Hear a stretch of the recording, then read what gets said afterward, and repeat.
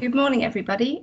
We think we still have a few people joining us, but as on the main programme it says we'll be starting between 9 and 9:15. It's probably time that we begin the 2020 Water Efficiency Conference with the theme Moving Towards Water Resilient Communities. Thank you for joining us today. We'd like to welcome you to the opening of the conference. You'll be joining us for the next couple of days for half days on water resilience and communities. We've got some keynote sessions, some special sessions and some parallel sessions throughout the next couple of half days. And if Chad is in the room, I'm just going to hand over to him for any additional announcements and information for the day. Thank you very much, Sarah. Can you hear me okay? Yeah, I can hear you, Chad. Hopefully everybody in the room can hear you. Fantastic. I would just like to add my welcome comments to Sarah's. I'm delighted that we've been able to gather together online, unfortunately not in person for well-known reasons. But I think we're all becoming quite expert at managing online professional life. And so hopefully things will go fairly smoothly. We've got a really exciting program and I'm really looking forward to hearing from our speakers. I would just make one framing comment that perhaps refers back to the time we're living through. When we started thinking about the Watef conference for 2020, of course, we didn't know that we would eventually be delivering the conference in the context of a global pandemic. And of course, we've all had to adapt professionally and personally to these changed circumstances.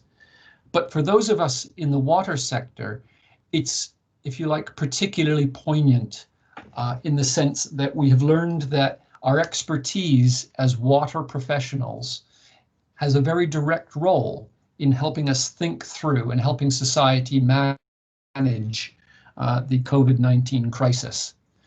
In one part of my professional life, I think a lot about water efficiency in the UK, in Europe, and in the United States. And tomorrow you'll hear a keynote conversation with our colleagues from Bristol Water talking about how patterns of water use have changed as a direct function of lockdown and COVID-19 mitigation. But in another part of my life, I work with colleagues who focus on developing water and sanitation for health services in the Global South. And there too, we have learned that water has a critical role to play in mitigating the spread and the severity of COVID-19, not least through hand washing and personal hygiene. So in that part of my professional life, I've been doing a great amount of work on helping to understand where water services are and are not, and have been working with the Water and Sanitation Alliance and others to highlight the critical nexus between global COVID pandemic and water services. So water is relevant as never before. We're in exactly the right place. We are exactly the right people to explore and talk about these ideas. And I really look forward to the conference over the next 2 days.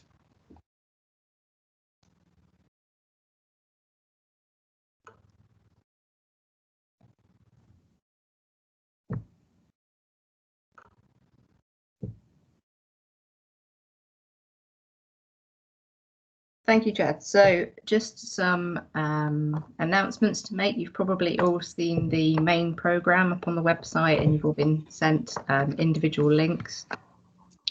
We've got it up here in the background. And for those that are unfamiliar with Microsoft Teams, we'll be moving between parallel session rooms in the parallel session time slots. So you have additional links to rooms 1 and 2, and that's both in the email you'll have received and in the PDF document. So make sure that you navigate between the rooms in the parallel sessions. In the instructions, hopefully you'll have read that the main room will be put on pause and you'll see a little floating bar, depending on which version of Teams that you've got. And you'll be able to rejoin the main room by pressing the play button, which is the resume button. So hopefully we'll have people moving between the rooms very smoothly. So this morning we have a keynote conversation on water poverty and the social contract. Then we'll have the virtual coffee break, followed by the parallel sessions. After that we'll have a digital water futures dialogue. And then we'll move into the plenary and close the conference, hopefully around 12:30. So I think we're running on time, which is brilliant. I would just like to ask Kemi if she has any announcements to make before we head into the first keynote conversation. No, thank you, Sarah. Thank you, Chad, for organising what promises to be a very interesting conference, and for the introduction and welcome. I think, if just to add that, please mute your mics. We'll try to bring you in as and when as the programme progresses, and also please use the chat functions to comment. I can see lots of people still coming in. Thank you very much and welcome. Yes, welcome to everybody who's just joined in the last few minutes. So I think without further ado, we'll start in with our keynote conversation. And I should also say that we do actually have John Elson, the illustrator, posting some of his illustrations in the chat as we go along, and John will kindly give us a summary in the plenaries at the end or towards the end of each day. But if you keep an eye on the chat for John's illustrations throughout the day. And now I'll hand over to Kemi. Thank you. I'll just see if I can share my screen.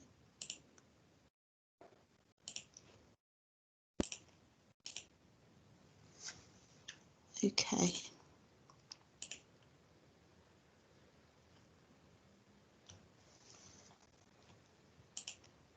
All right, good morning, everybody. It's a little bit, I can see lots of names but not faces, so it's a little bit weird doing it this way around. But as Chad said, we are sort of living in unprecedented times and trying to make do as best as we can. But the conference is not really about making do, it's about doing everything water in a very nice and exciting way. So good morning. I'll turn my camera on and say good morning and thank you for joining us for the conference. I'm Kemi Adie. I know quite a few people on the list, but not everybody. So I lead the Water Efficiency Network, and I'm also based at the University of Bath. Before we proceed, can we sort of try a virtual hello? I've not checked with Sarah and Eleanor, and I think they're probably going to scream at me in a minute. But if you have if you're using the app or the browser and you can see the raise the hand function, can we all try to do a collective high five, virtual high five, on the count of 3? Oh, I can see some people started already. On the count of 3. 1, 2, 3. Good morning. Okay. Fantastic. Lots of high fives there. Hello, everybody. And if you can't, you can just type a hi or hello in the chat function. Right, I can still see some more coming. Great, fantastic. Thank you. Good to see you. And can we lower our hands on another count of 3, please? 1, 2, 3. I'll do the same as well. Thank you, everybody. And good morning. And on that note, I'd like to again add my welcome and thanks to all our members, network members, supporters, partners, friends, including Bristol Water, and delegates for joining the network's first virtual conference. The Water Efficiency Network is now in its 10th year and will be rounding off, I'm sad to say, its activities next spring by February 2021. However, as we've heard already, the importance of water efficiency and resilience continue, especially during this time. Our conference chairs have worked quite hard to convene an insightful, inclusive, relevant and engaging proceedings. Therefore, I hope that during the next 2 days, we can all work together to explore, debate, argue and establish the next springboard for water beyond the network.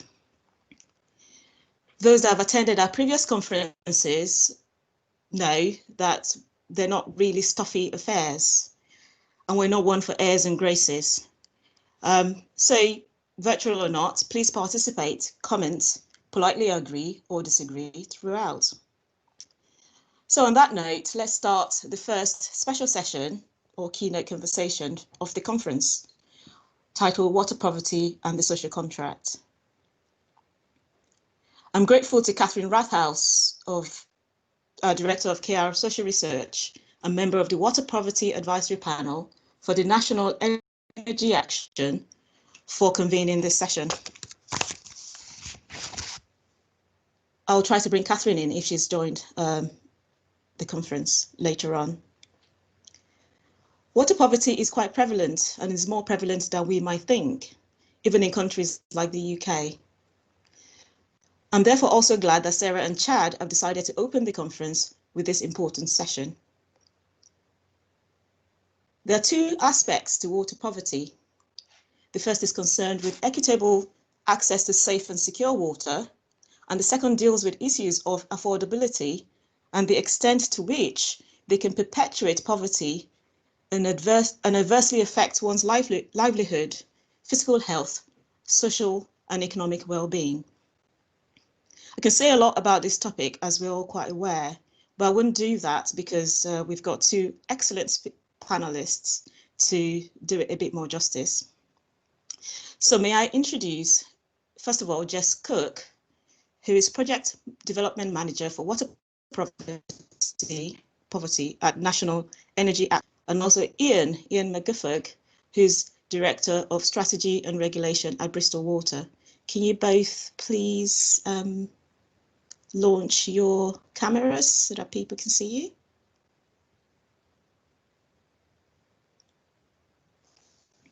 Hi everyone.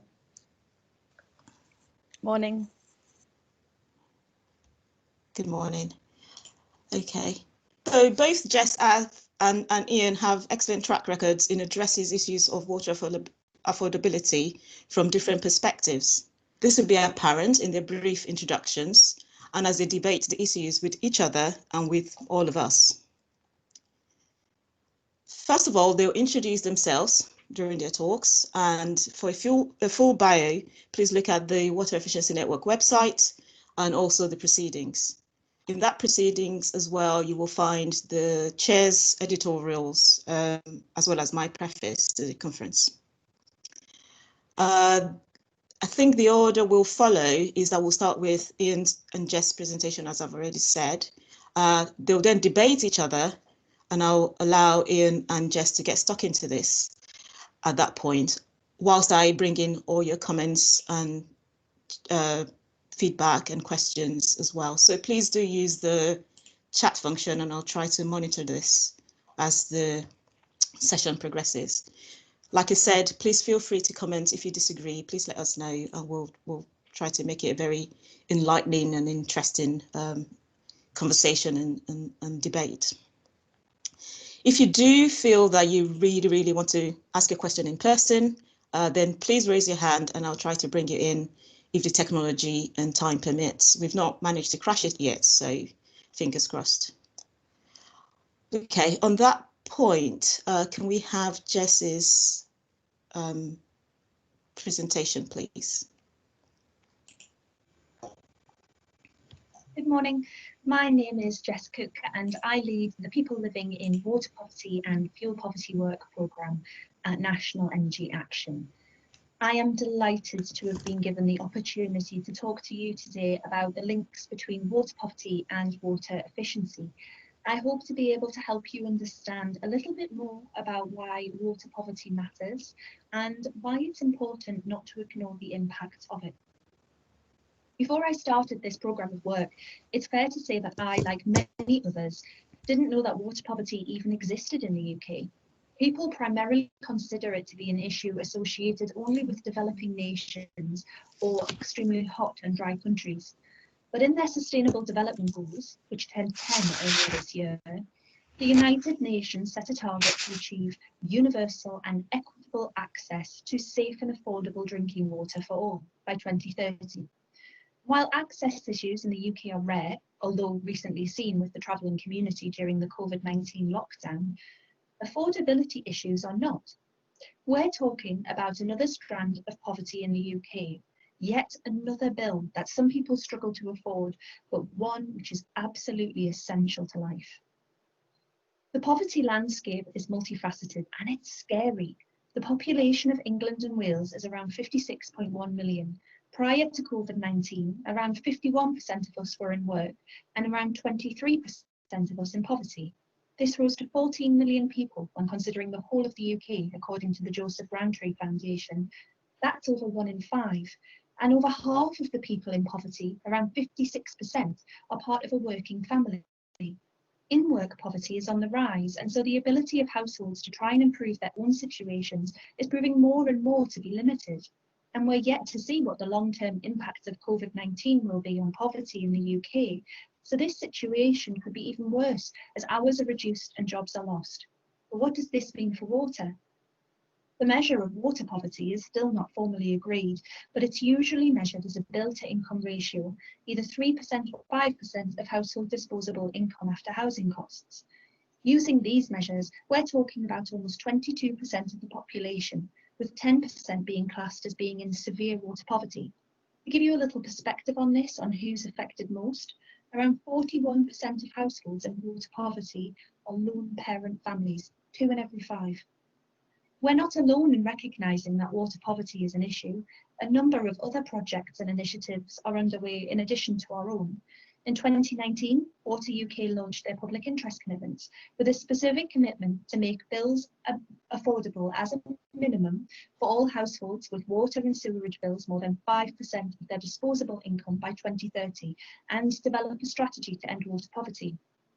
Alongside this, UK Water Industry Research, or UKWA, launched their Big Questions and aimed to answer the question, how can we achieve zero customers in water poverty by 2030? And most recently, UKWA, alongside Arup and the 19 water companies in the UK, have developed their draft innovation strategy, for which the first theme focuses on providing the services our customers and society expect and value, with a specific focus on water poverty, affordability and vulnerability. All of these projects and initiatives are calling for the same thing, consistency. We need to understand what the impacts of water poverty are and the best practice interventions we need to implement to solve it.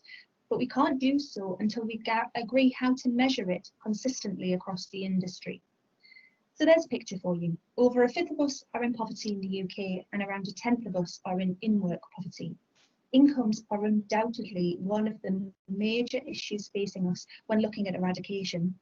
But unfortunately, we don't have a magic wand that can suddenly increase incomes. And water bills are often thought to be too low to require much attention. But as I've already said, water is essential to life, and it features in many of the other strands of poverty we see in the UK. Take, for example, hygiene poverty. While primarily associated with access to toiletries, such as shower gels, shampoos and deodorants, if the person in question can't access hot water, then these products are almost pointless. The same accounts for those in period poverty. Unable to access sanitary products, these women need to be able to access water to feel clean. These two very specific types of poverty rely on water. Earlier this year, we saw Marcus Rashford's campaign to continue free school meals over the summer holidays. At one point, he talked about having your water cut off.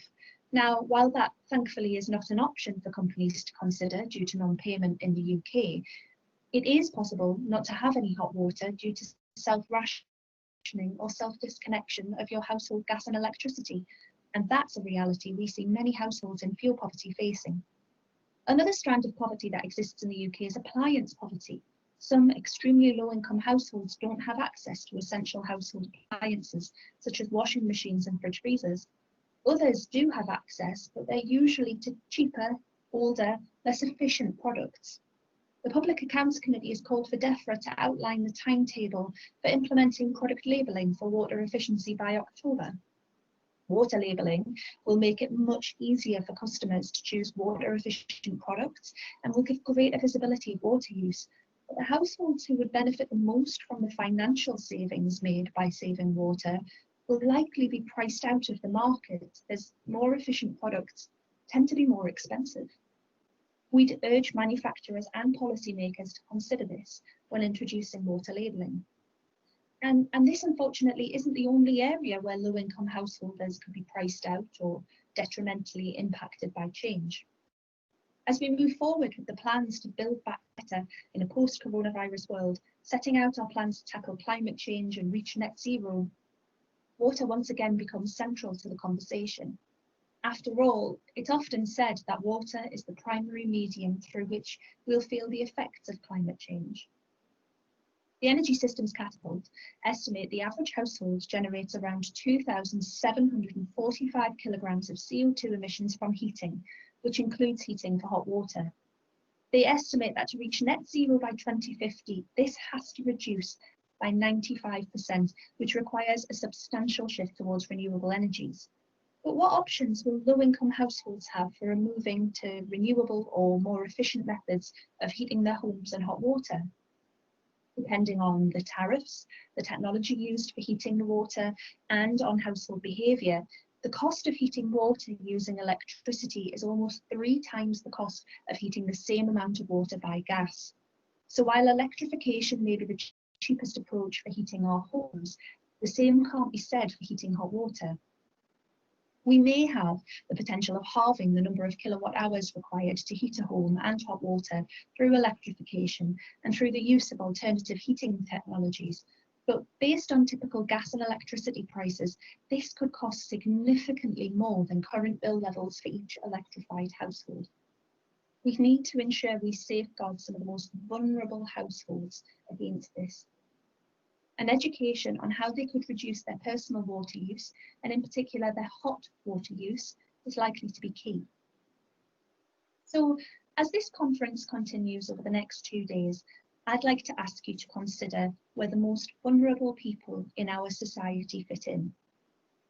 The discussions around resilience and innovation may be thought-provoking in the context of climate change and water resource management, and the benefits we'll see from such interventions could be hugely significant.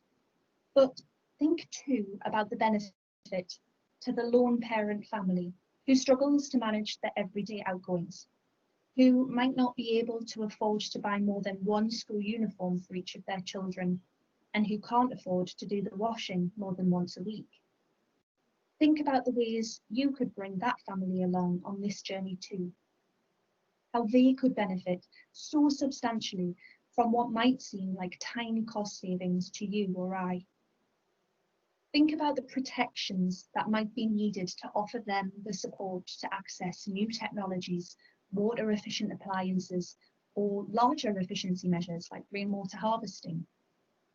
And think about how you could make the most out of the interactions they may already be having with other sectors and trusted organisations.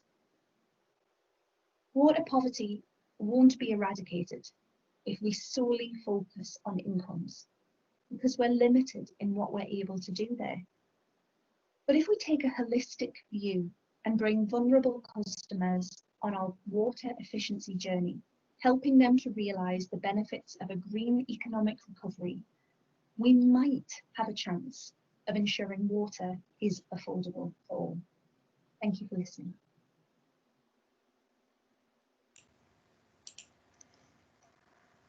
Thank you, Jess. That was quite interesting and thought-provoking, especially on the points about how water efficiency could actually end up exacerbating water poverty for certain groups of people, and also the issue of electrification as well is quite interesting. May I invite Iain to now share his screen, please, and deliver his introduction. Thanks, Kemi. I'll just do that as quickly as I can.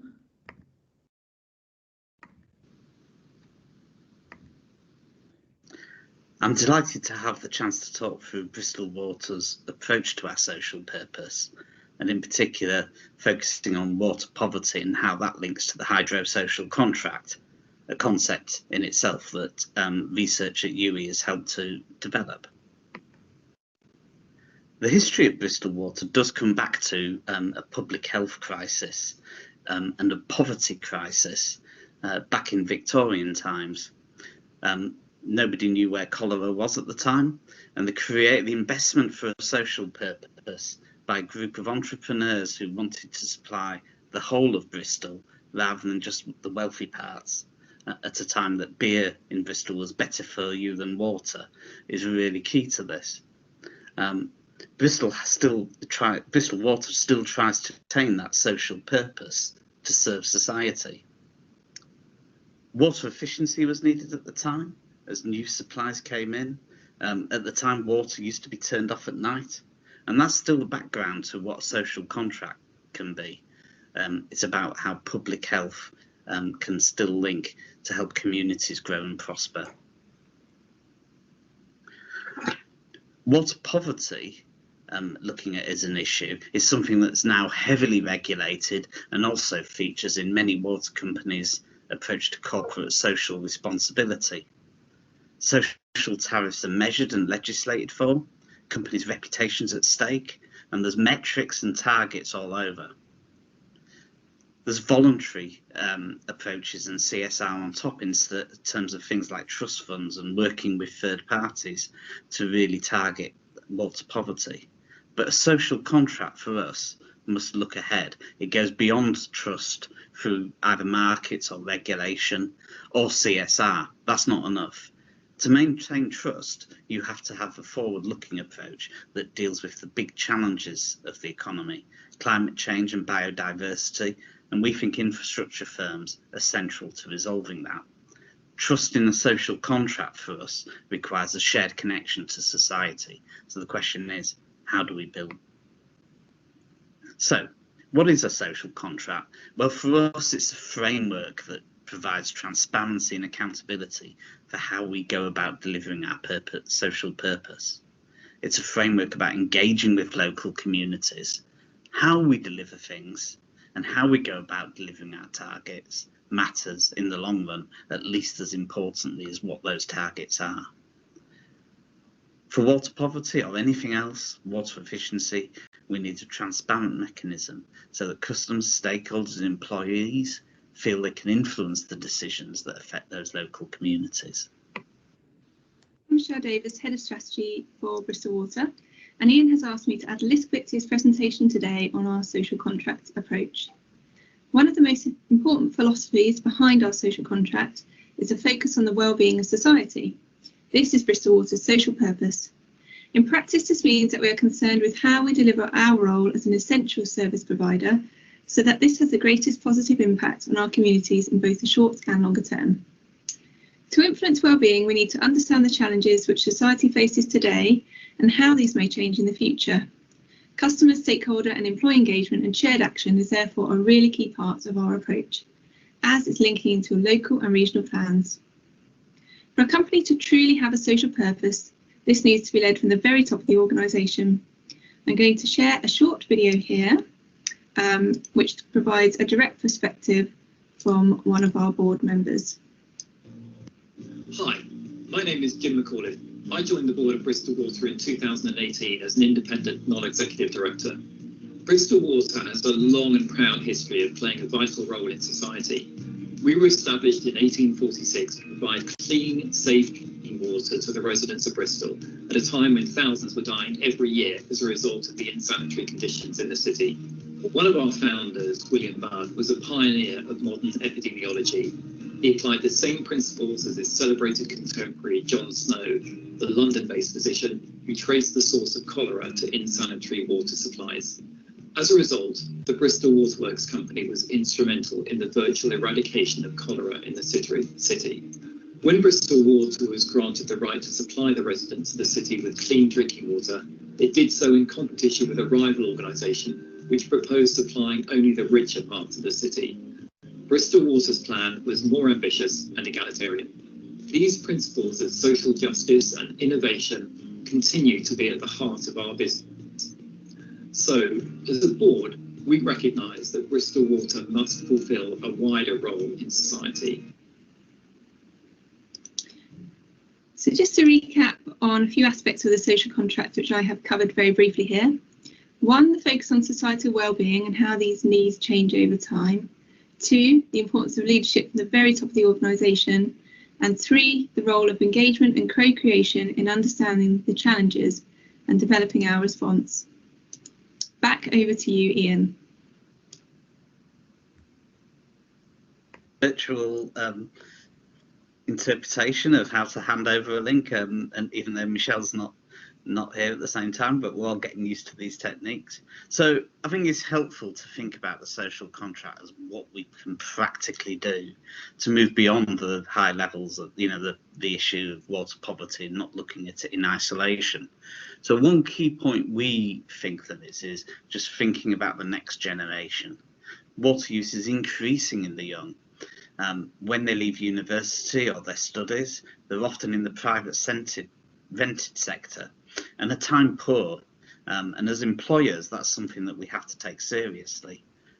You'll see over here that the awareness of environmental issues might be strong, but it's much harder for then people to actually take action. And if you're in private rented accommodation in particular, 48% of instances of 13 to 34-year-olds are having to run the shower just to heat the bathroom. There's a different social and cultural change to water use that we don't necessarily realise is going on. So that's a different form of water poverty. It's not just about financial resources, that's important, but time poverty is equally as crucial.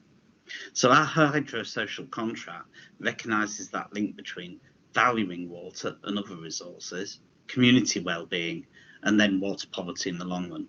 That's exactly the same as our founders set out to do in 1846. Growth in terms of the economy and people's well-being requires health as well. As employers and educators, we have to work together to tackle that underlying cause rather than just focusing on one aspect of poverty and water poverty in particular.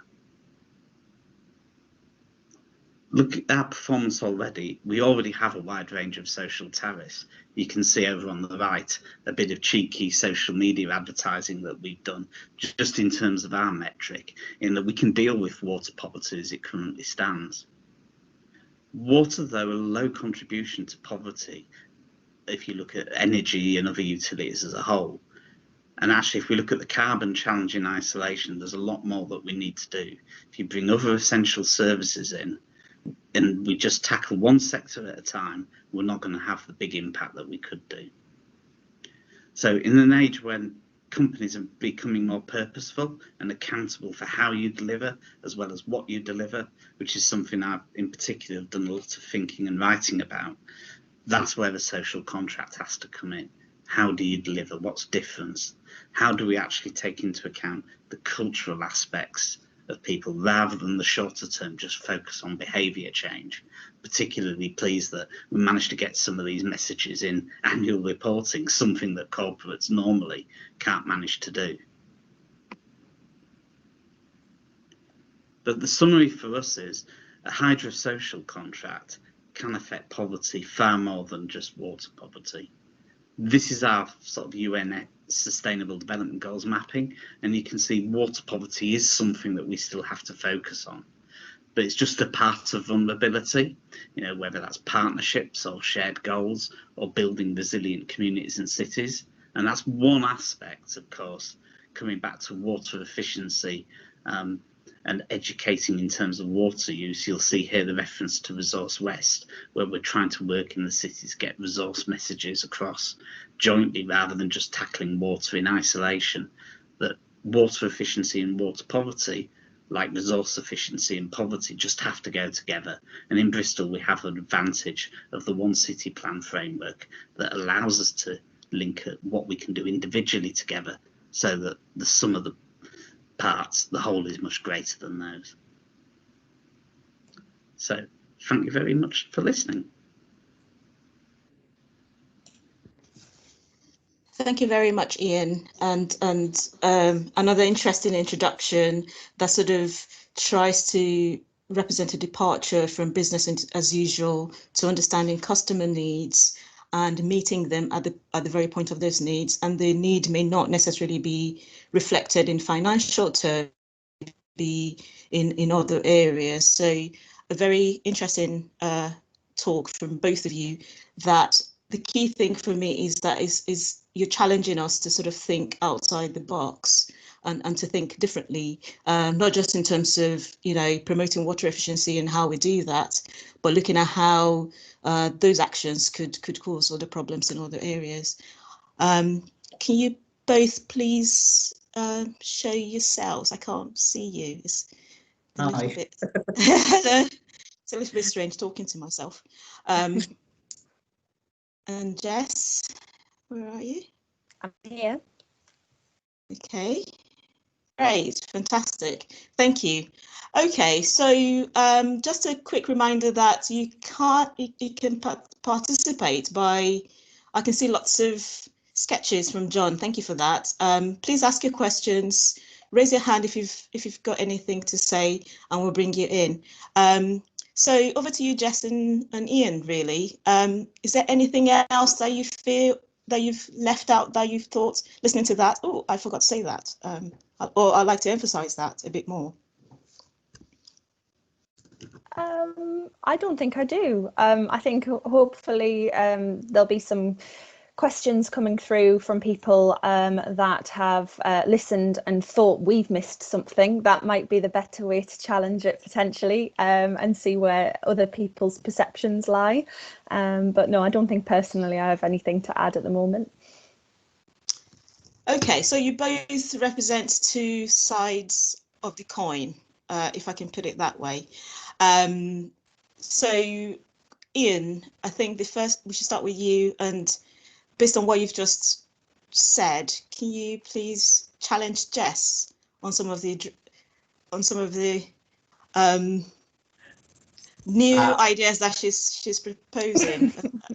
I mean, challenge and see where the policy side could challenge is a hard word, because I mean, I think we all actually agree. It's more about, are we doing enough, and are there better ways of doing it? So I guess my first observation was, Jess, I mean, how are you seeing the financial and vulnerability pressures building on consumers? A lot's changed since we started thinking about this conference even, and also there's pressures on the organisations that support them. So I think, you know, what are you seeing happening currently?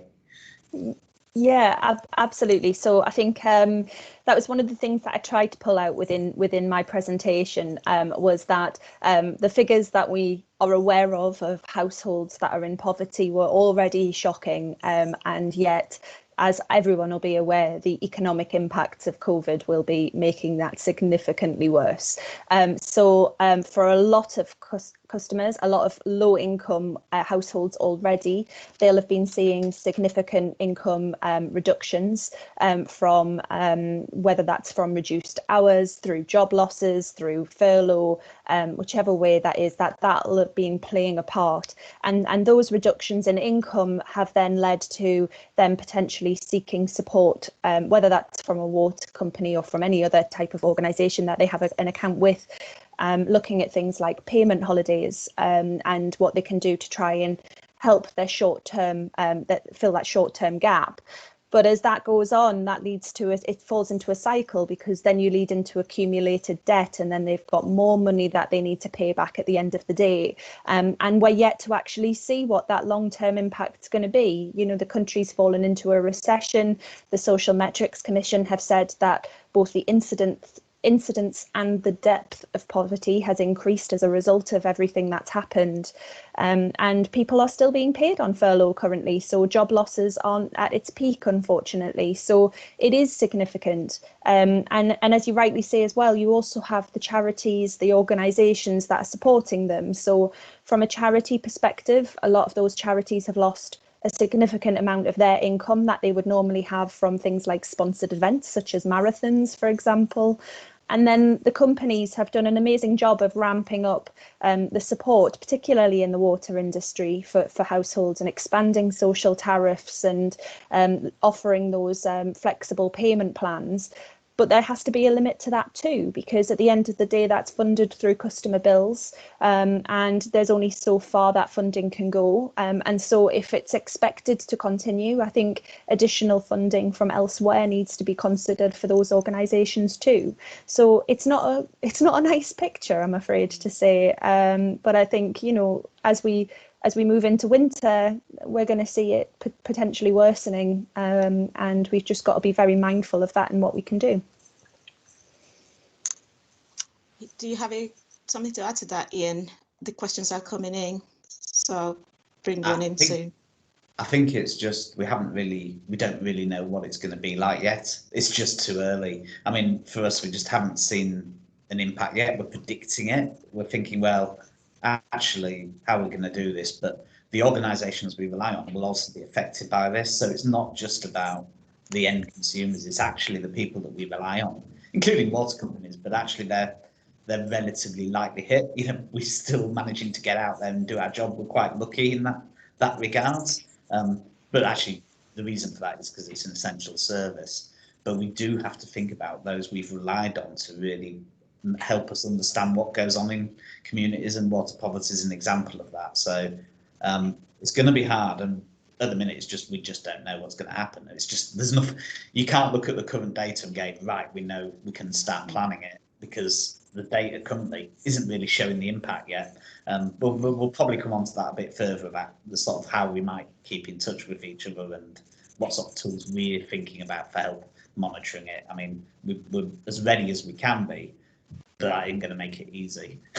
No, thank you for that. Yeah, thanks both. I'll bring in a couple of questions quickly, and then we'll go back to your conversation. The first one is, I think, to Sarah. How do you think we achieve cultural versus individual behaviour change? I think this is based on your talk, Iain. Yeah, I think that's a good question. I mean, I'm an economist and a management accountant by background, so my kind of view, you know, and I work in a regulated environment where incentives are used all the time. But my observation was I started reading into sociology a bit more, and actually the whole idea of cultural practices, that actually the things that influence people are wider than just a transaction. And we know that with water, because water doesn't cost enough that you can use it as a price incentive very easily. And if you try and do that, that generally makes water poverty first. I'm not trying to dismiss people who try things with tariffs at all. It is really hard, and there are unwanted consequences. So, I mean, that's my challenge really, is that I think behaviour change is really powerful, but I'm not really sure we've got a lot of evidence that it has a long-term impact. You know, when you're doing a study, you can show it during the course of the study, but then the world's moving on. We just talked about the impact on COVID. We could try behaviour change now, and it's really powerful, but is it going to last in terms of, you know, people's connection to the NHS or maths, and then hygiene? How's that going to affect? So we can try behaviour change. So how do you do cultural change? Well, I think you need plans that go across different sectors to affect their lives. But you do start within the organisation as well. You heard from a board member talking. This is about actually what's the focus of the business. How do you get the next generation of people who, you know, in the 18 to 35-year-old range, who understand actually what it's like being in a private rented accommodation and not necessarily being income poor, but work-life balance. How do you involve them in your design as an organisation? That way, you can then actually understand you understand the conversations. You have more listening going on, and that way you can start to observe cultural trends and also work out how to influence them. So that's my difference. I mean, behavioural change is still there and it's powerful, but if you don't understand what's happening underlying, the world's changing too quickly so that you can be sure you're going to get a good return on your investment. So that's not an excuse for not doing anything. It's an excuse of maybe a bit more risk-taking and innovation, but actually sharing results so that we can actually try and really understand what culture change means rather than just sort of one-off projects.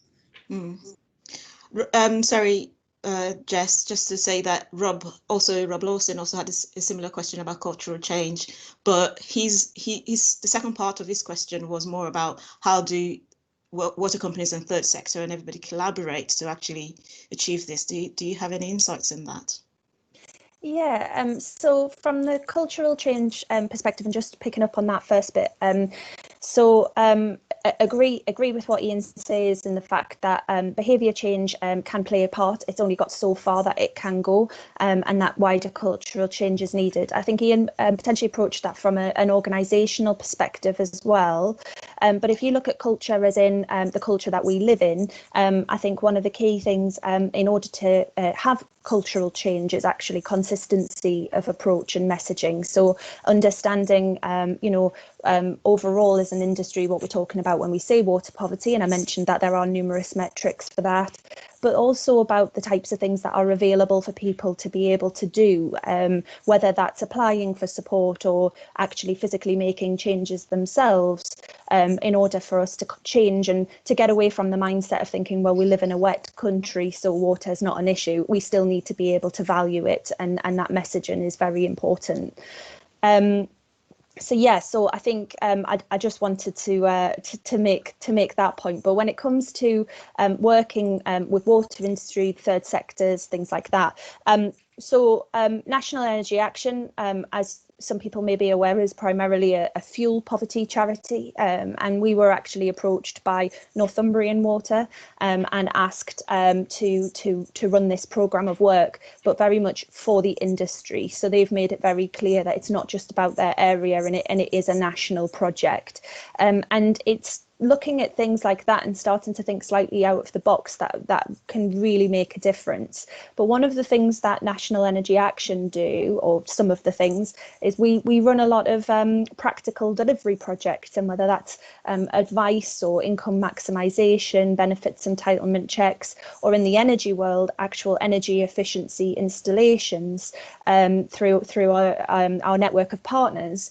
Now, one of the key things there, and it's a point that I think Iain made as well, is about tying everything in together, and that we shouldn't be just focusing on things in isolation. We should be looking at it from a holistic perspective and working with organisations such as charities that are potentially more trusted than utility companies or in the whole, gives a different face to what it is that you're trying to do with the customers, and it may mean that we're not starting from scratch because some of those projects already exist. So I think there's a lot of scope there with a lot of the different charities and organisations that are supporting customers, and a lot of the companies are already working with them, but it may just be in their local areas, and potentially it's now time to start ramping that up a little bit. Yeah, so scaling up is important. Which the two comments here that I would like to read out quite quickly. Jitendra said, "What are the reasons for widespread water poverty in the developed world?" And Helen also said the same thing. Helen Chapman. She said, "Thanks, Jess, Iain, for really interesting presentations. While it is thought-provoking, it is just incredibly sad that in one of the world's largest economies, water poverty is such a widespread problem." Which then goes to the issue of how do you start to tackle it? I know you've talked about scaling up measures, collaboration, understanding people's culture, understanding individual needs. How does this all sort of come together then? Because if this is a real problem at the individual level, because obviously I don't necessarily understand what's happening in my neighbour's house, for example, but for me it may be quite a paramount issue. How do we find solutions to this? So for example, Chad said, how can water companies become more involved beyond the bills? And I think Iain also mentioned this, but I think with this session, it'll be good to actually sort of say, we've come up with, 3 things that we can do to sort of try to resolve this. Either is it policy, is it at the water company level, is it at the third sector community level? So can you try to deconstruct that for us, please? if possible, in the time we've got. So, I think what I'd focus on is, and I'll pick up on something, Jess, I think we do need to think about measurement, but I don't think it's enough, because I think there's a difference between what we do nationally and then the things that we actually have. We're only actually going to be able to tackle it at a very micro and local level anyway. And I think the challenge I have with the UK is we centralise decisions much more than in other countries. And I think that's the main barrier to tackling water poverty, water efficiency, and linking it into other sectors. And if you think about, we do focus that we've got quite an efficient way of setting prices and controlling utilities. That's what we tend to have focused on in the UK. What you lose with that is more of that local accountability. And I think the way that we're trying to do this is linking it into a wider, it is the Bristol One City Plan, but it also applies to the other parts in our areas, thinking about how it links into green growth, the regional development, and the Western Gateway.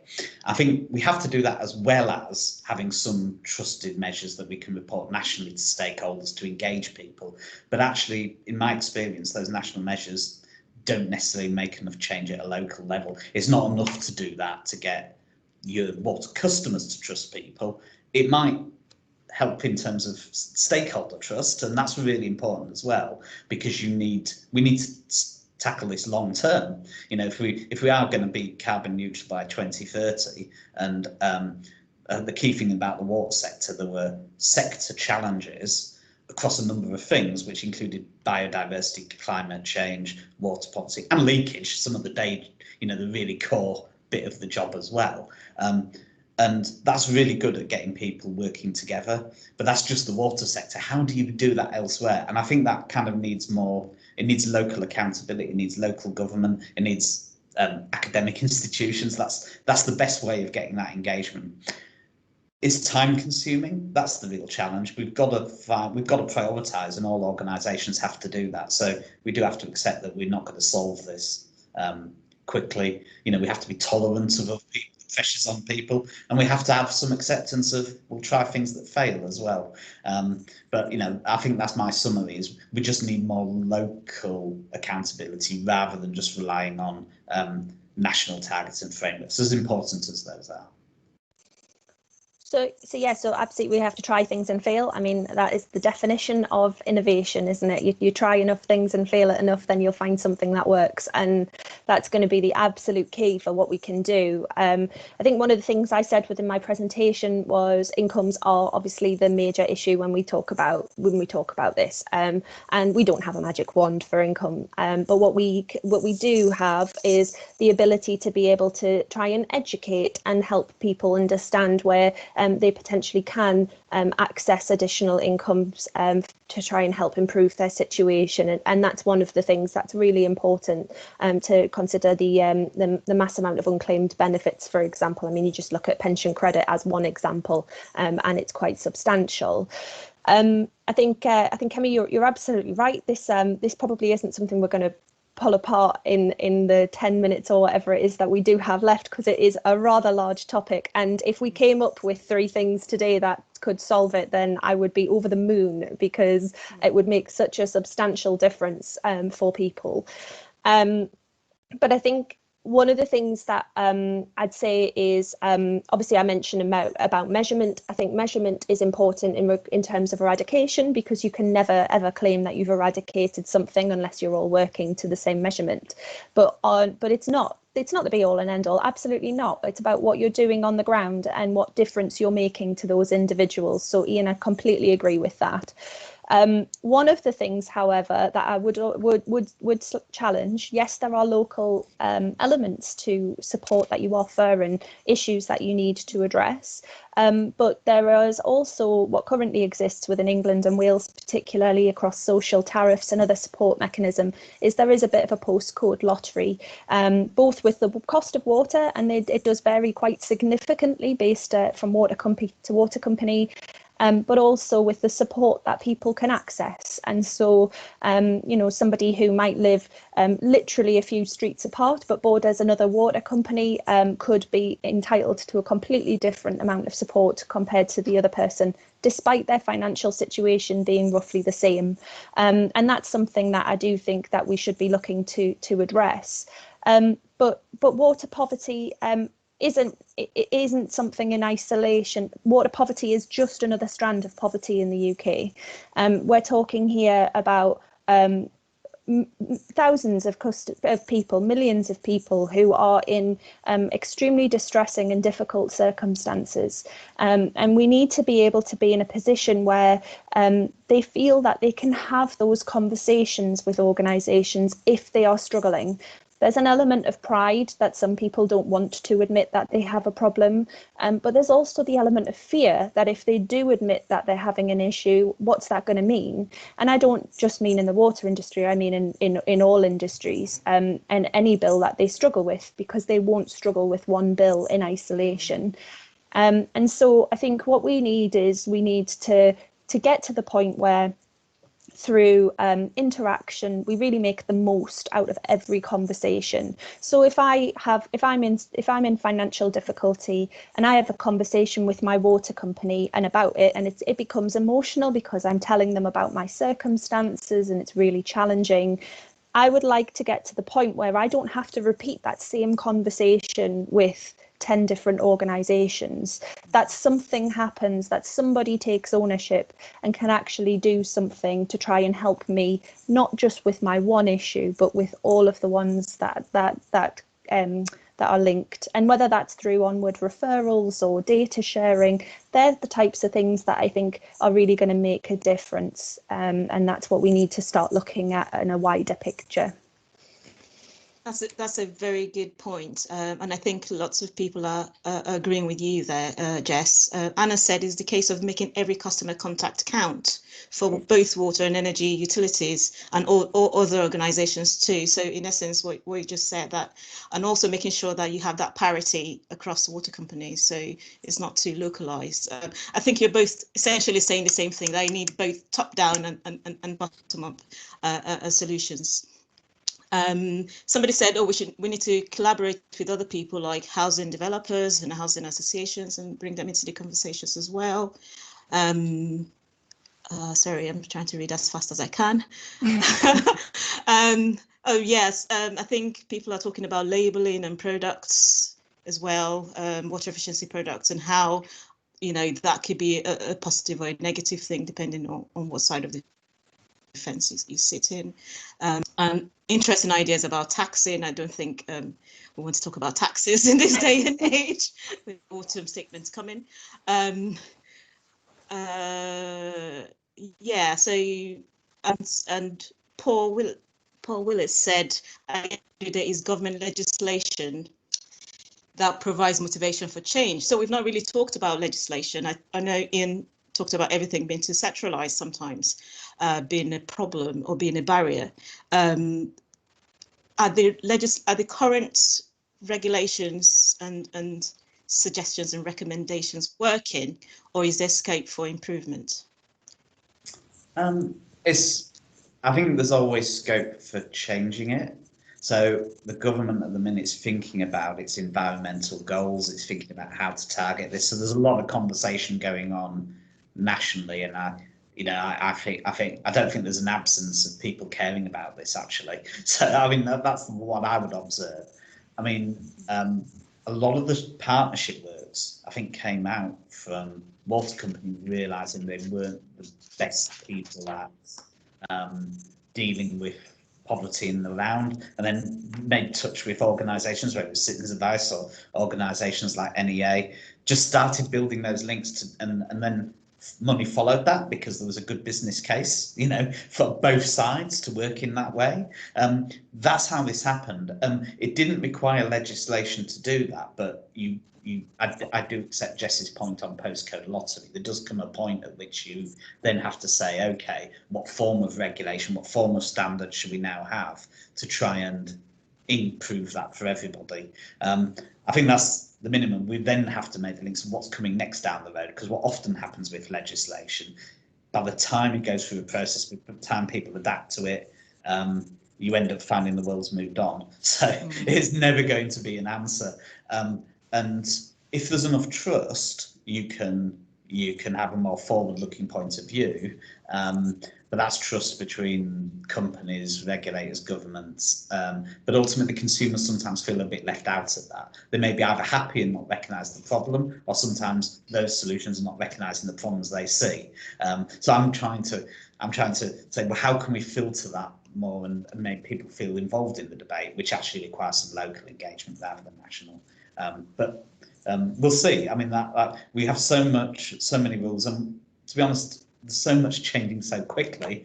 It's not like people aren't actually putting new things in this area. I'm not quite sure whether there's a point at which putting more rules on or new rules in just makes everybody just focus on the rules, not actually what's going on around them.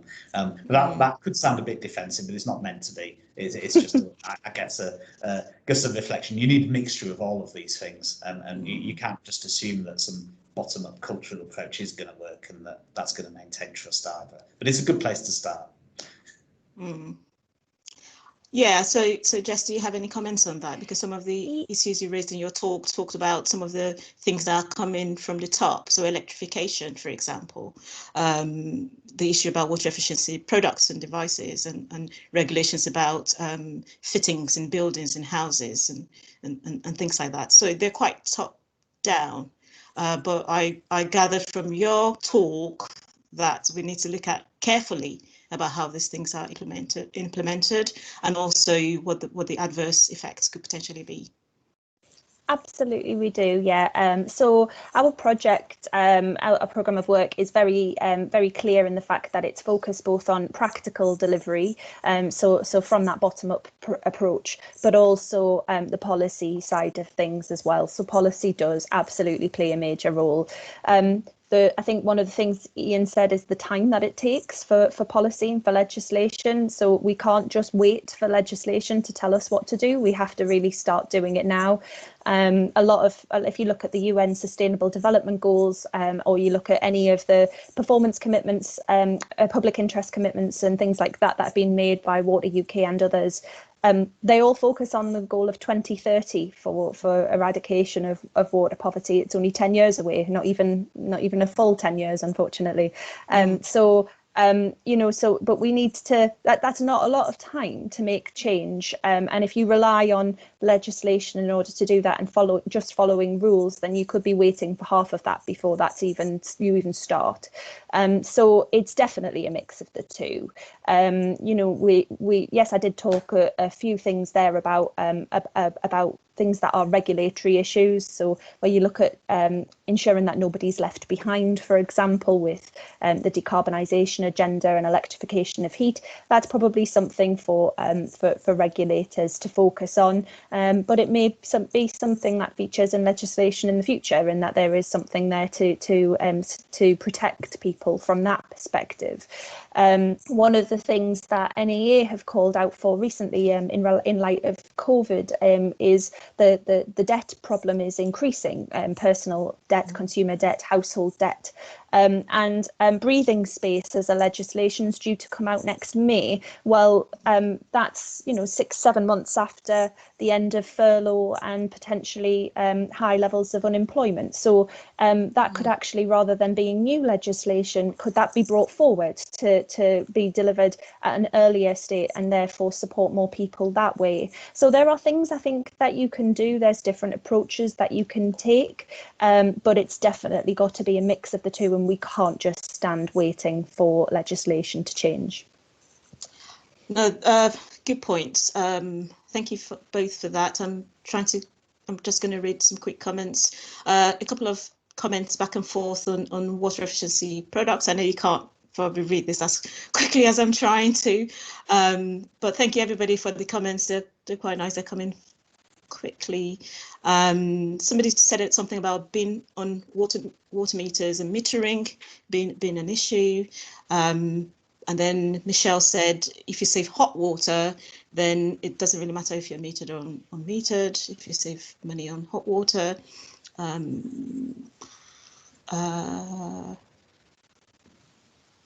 Yeah, lots of comments. So I think, Iain, you got to ask a question of Jess. Jess, it's your turn. Do we take one before we run out of time? Thank you, everybody, for the comments. They're all interesting. I'm reading them and they're fantastic. Thank you. I think Iain, my key question is probably going to be around the trust element, and we've come to it a couple of times, and we've talked about third sectors maybe being more trusted than, say, utilities have been in the past. But one of the things that, you know, Bristol Water is in that unique position, having been founded based on social requirements, and I think that that's a really good thing to see in the history of a company. But what do you think Bristol Water do differently in order to both gain and maintain consumer trust? What would you say that is? I mean, I think the connection to the location helps. So place and people are really important in this. So that history is helpful, but I guess in the younger generation don't really have a connection to that history either. So it's not I mean, we don't claim to be better at this than other water companies, actually. I think every organisation needs to think for themselves, what's their history, how are they going to use that for the future challenges. And the reason is it's just about what the people that you want to work in your organisation in the future are going to connect to. What do your consumers connect to? What are they proud of? What's going to attract their attention? I think, you know, we talked earlier about having common themes. How you deliver them needs then to reflect the audience. And the things I worry about are, you know, how are we going to make the water industry, the people with the bright ideas, to want to come and work in this way, this cultural way? What's going to attract them to do that? And I think the focus of Bristol Water is taking that history and realising that there are lessons from the past, but it's also that sense of purpose, that sense of motivation for people is really powerful. You know, you can get them to think differently if you've got some reference, and it's quite weird because we can use it in education, because you can use it in schools, and it's just another way of talking about these topics, which actually, if people haven't, you know, thought about water efficiency, it's really hard to figure out. Some of it's pride as well. You know, if you want to work in an organisation, nobody wants to work for a really badly performing organisation. And, you know, Bristol Water, nobody's going to be the best water company at the top of the tree forever. But I don't think just small organisations can do it. I wouldn't say that Northumbrian, who you've been working with, you know, I think they're amazing as well. You know, it's the people and the connection between the organisations. Why do you want to be here? Why do you want to be a water quality scientist, or, you know, want to target that? When you're answering the phone to people, actually, how do you make that personal connection so you do get that real sense of that? And I think that's what I'm actually after here. And all organisations need to do that. How you do it is about leadership, and you can do it in different ways. But the Bristol Water one's just interesting for me. It seems to interest other people, so we'll use it. You know, and again, you know, if it doesn't work, then we'll change it. But you know, it does seem to, that sense of crises in the past and what we do now seems to resonate with people, and so I think that's one of the things that we found actually just helps to have the conversation and then actually create some ideas and some action out of it. I think we've probably run out of time, but I think you've underestimated yourselves that we can't get much out of this. I've got loads. I've been trying to scribble quite quickly, and I think we have a couple of recommendations or points that have come out of this conversation, which Sarah, Chad, and I will consolidate and disseminate. So thank you everybody for all the comments. We've more or less run out of time. I did say I was going to bring Catherine in, Catherine Rathouse. I don't know if you're there, Catherine, but if you're going to make one or two closing statements, Iain and Jess, what will they be to round up the session? Yeah, I think for me, sorry, I was waiting to see who was going to try and go first. Sorry, so, Jess. That's fine. Yeah, so I think for me, firstly, as I say, thank you for inviting me to speak today, and I hope that the conversation going in this way has just given a little bit more as to the benefits that some of our worst served in society potentially, you know, can really access through changes with water efficiency. What I would say is don't let anything be a blocker. I think one thing that Iain said was about trying and failing. If innovation leads you down that route, then you'll learn from that, and there will be something that is in there that will really make a difference for those people that I'm really trying to help support. And if anybody would like to discuss them further, I'm more than happy for my email address to be shared for that, because I think that there's real potential for linking water efficiency and water affordability together more than ever before as we move forward. So thank you very much for that. Thank you, Jess. Iain? Yeah, and likewise, me and Michelle, who's also here, you know, do just have a chat with us about anything. I think the water industry is at a point where we're really thinking about how we innovate, and it does include the wider value of the sector, not just looking at water efficiency, because otherwise we're just not going to make that difference. I think everybody agrees about that. We just need everybody's help in terms of trying to, while we're all really busy, while we've all actually got loads of pressures on us, less so in the water sector than other organisations. I think it's important I keep saying that.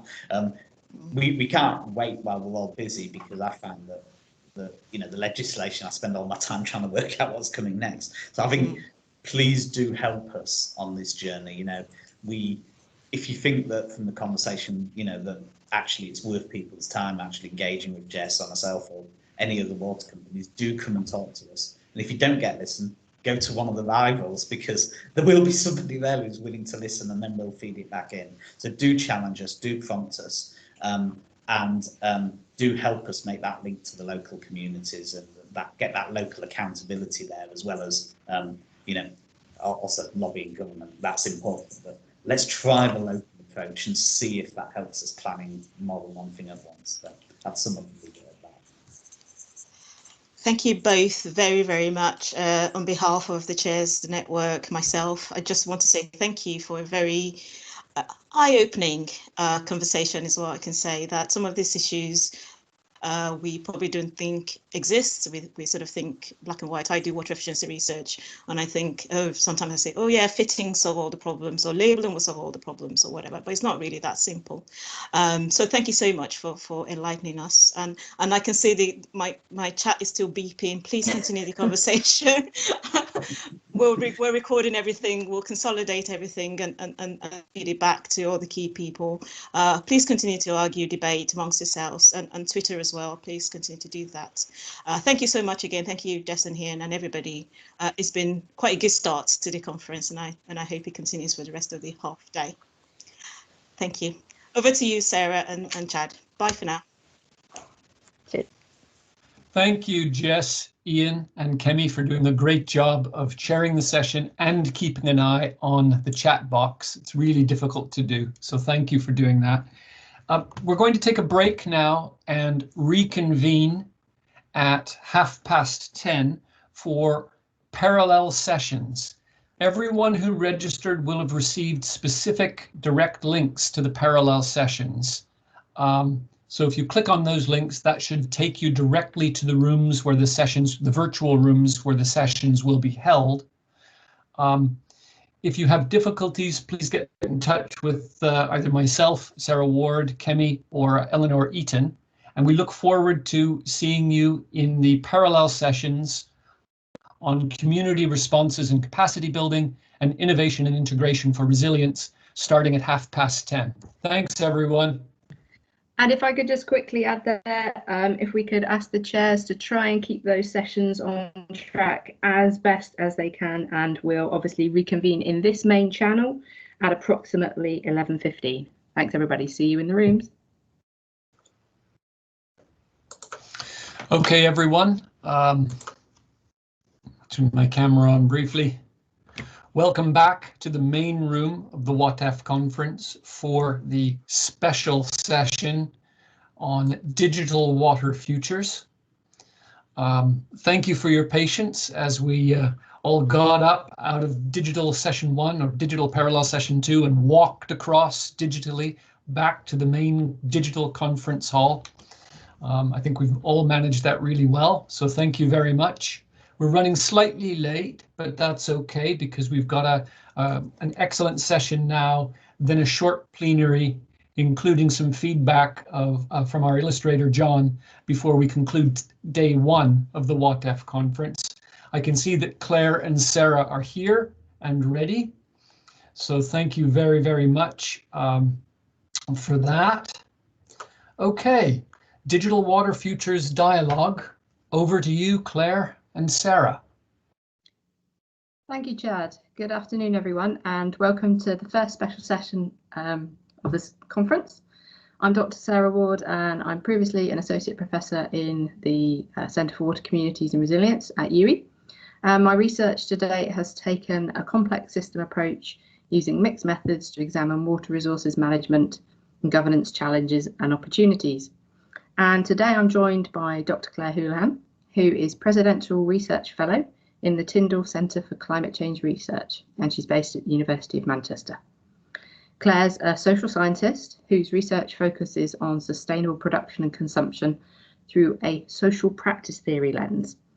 And that means that she examines the how, the why, and the what of influences on our everyday routines, so the way in which we use materials and resources in what we're doing. So her latest fellowship project investigates digital technologies and business models for UK water governance. And recently, our common interests in water governance led us to collaborate on a journal paper, which has now been submitted, on digital water futures, which we're going to discuss over the next 10 minutes or so in an interview-style conversation. And then we'll open up some questions via the chat. So, why did we choose digital water futures, you may ask? So the digital age is very much upon us. Our daily lives are entwined with digital technologies from the moment we wake, if you use your phone as an alarm clock, through our daily work and leisure routines, whether via using online or app-based planning or organisational tools or activity booking services, to the moment we go to sleep using Alexa to put on meditation music or switch off the lights. Our water routines are no less dominated by digital, whether in the developed or developing world.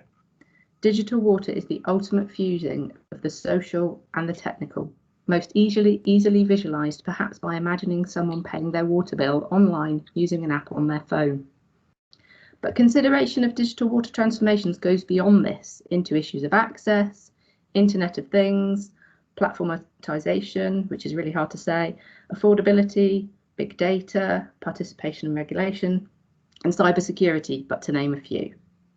So in this conversation, we'll introduce and briefly explore several of these over the next 10 minutes to stimulate some question and answers from conference participants in a bid to keep a re-socialised dialogue going and answers to the difficult digital water futures questions flowing.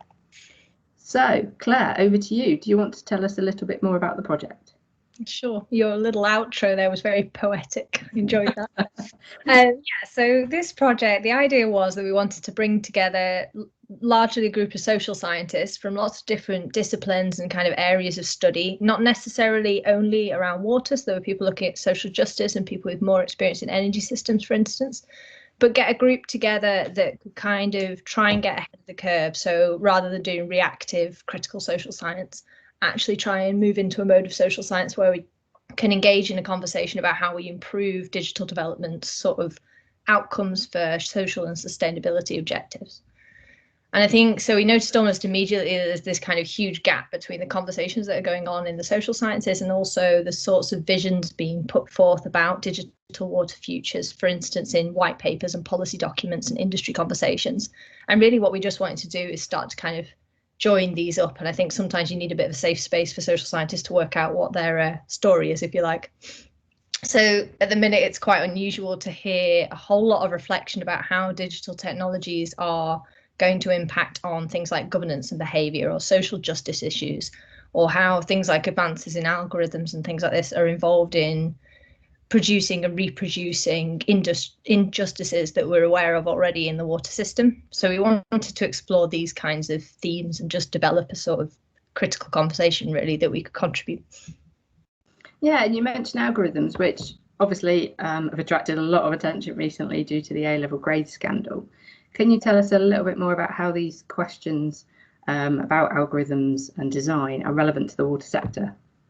Yeah, sure. I mean, plenty of people in the audience will be well more au fait with how algorithms work and the nitty-gritty of this than I am. But I think one of the core features when we're talking about digital transformation really is the wider availability and use of big data and the use of algorithms to produce more complex models of hydrosocial systems and more like detailed and intuitive understandings of how that's going to change in the future.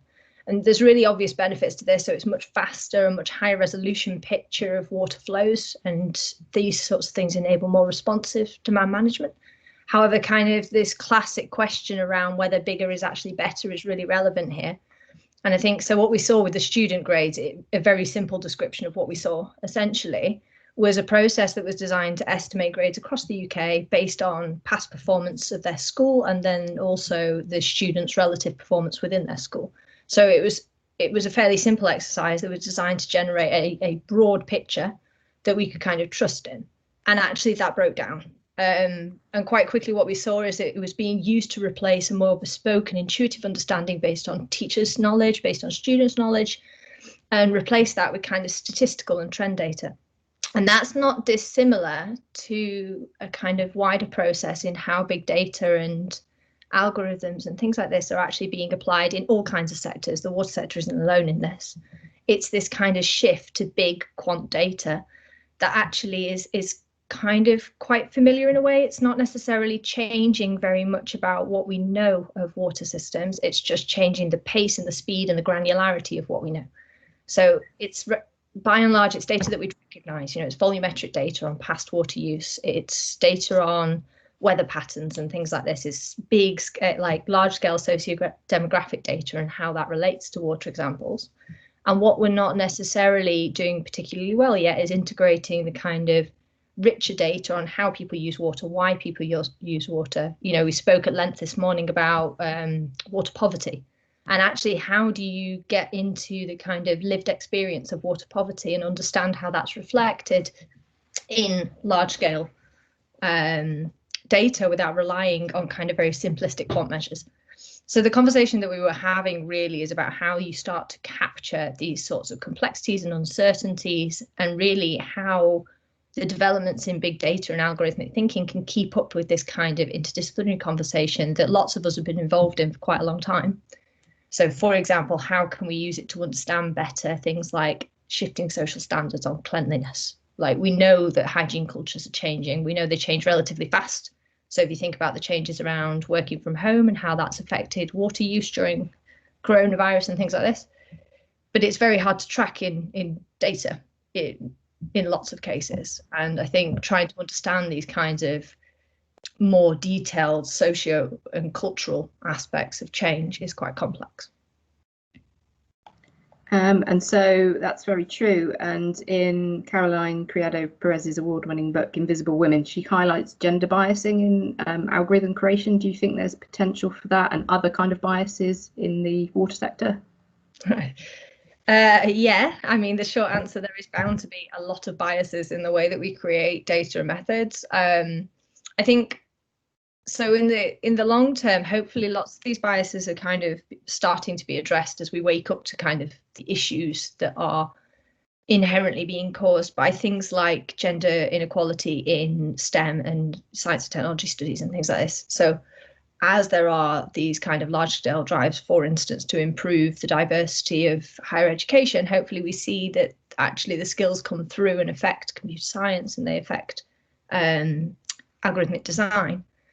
But I think in the short term, actually, we can't do much to eradicate bias. We have to just sort of acknowledge that they're there. And it's really a matter of learning to ask intelligent questions about what big data is and isn't visualizing, what algorithms do and do not do well, rather than inherently trusting these things to replace that kind of longer conversation I mentioned before, this kind of interdisciplinary kind of conversation about how we understand water and water use in the longer term, and just that we don't risk algorithms and big data kind of becoming the be all and end all of water management decisions. That's true. And so if we think a bit further around the digital water cycle from big data to the services actually collecting people's data, so that's sort of digital platforms, what do you think is different about how digital platforms represent our social practices and routines? Yeah, I think one of the really interesting things that's going on at the minute is about how digital development, so platforms are one thing, but also all sorts of smart technologies. We've heard about a couple of those in the breakout groups.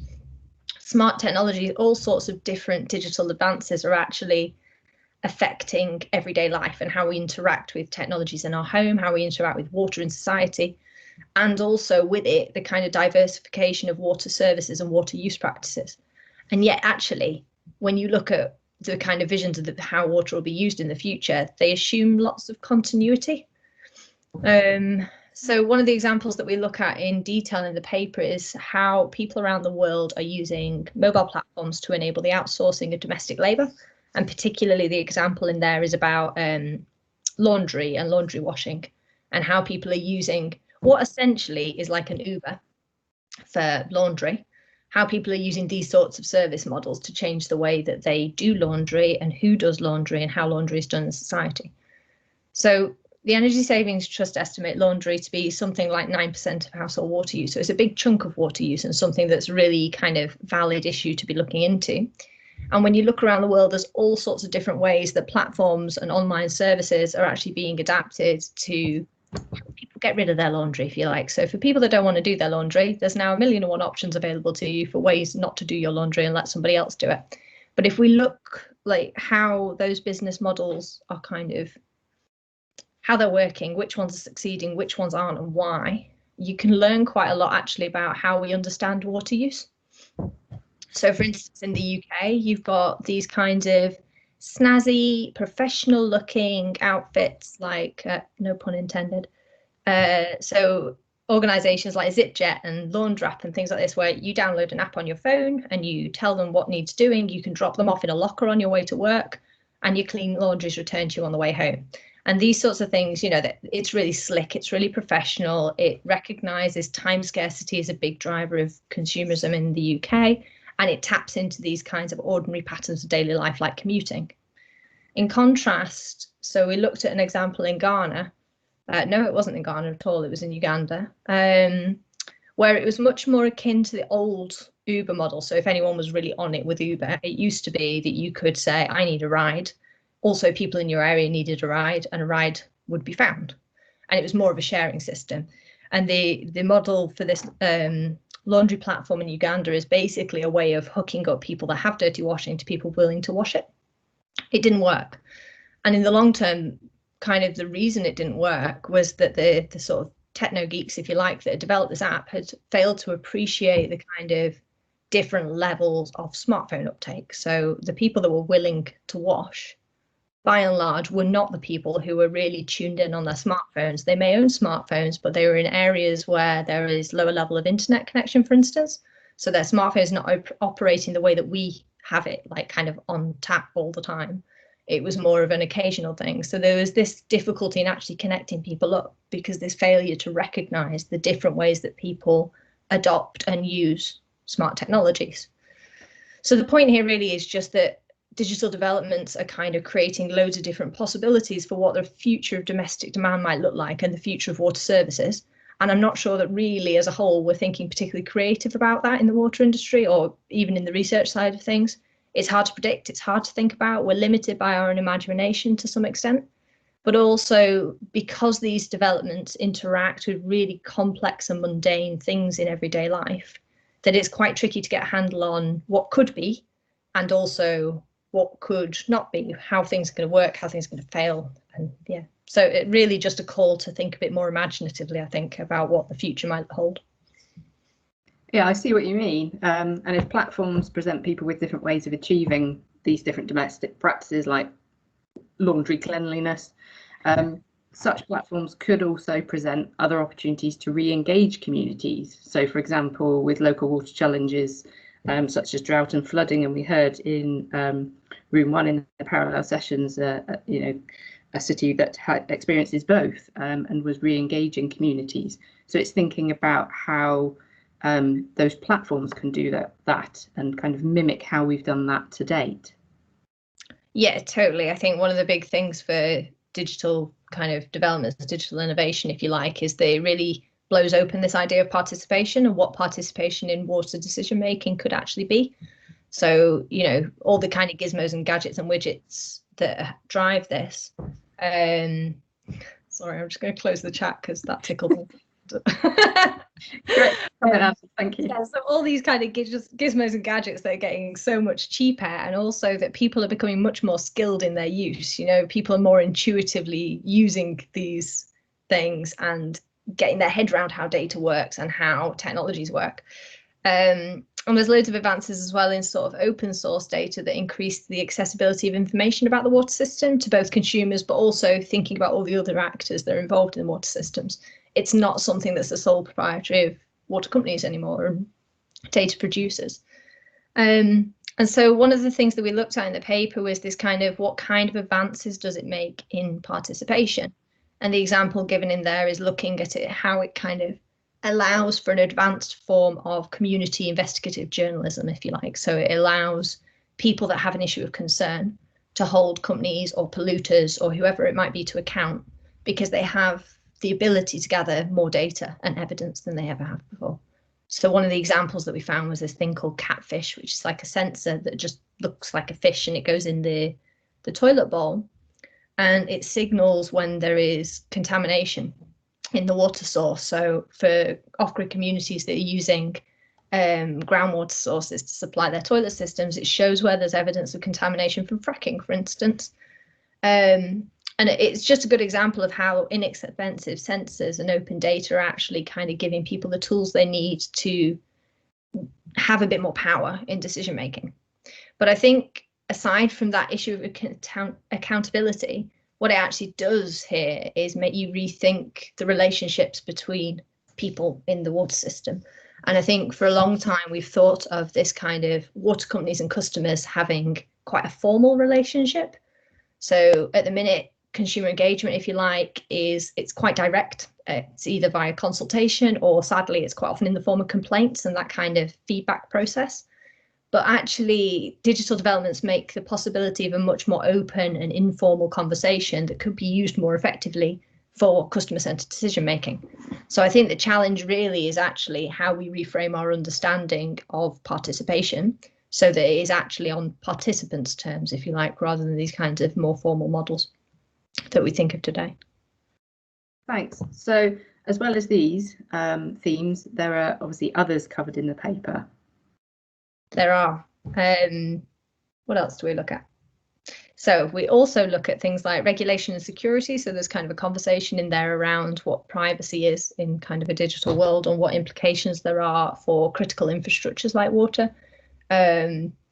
We talk about smart technologies and how that kind of smart infrastructure actually plays into existing water politics. So how it reinforces and in some cases unsettles injustices in the water sector, so particularly looking at developing countries. But ultimately, it wasn't really an exhaustive effort, if you know what I mean. We weren't aiming to cover all aspects of digital development. I challenge anyone to try and do so. What we wanted to do was kind of just spark a bit of a conversation. So it really is a bit of a discussion piece on how we can bring critical conversations that are going on and have been going on for ages in the social sciences into dialogue with these kinds of more futuristic visions for how digital development is going to affect the water system and the water sector, to really kind of start some more transdisciplinary research in this area that perhaps lets us do something a bit more nuanced, and maybe, if we were thinking quite grandly, how we'd go about creating a digital water future that actually has more social and sustainability sort of impacts.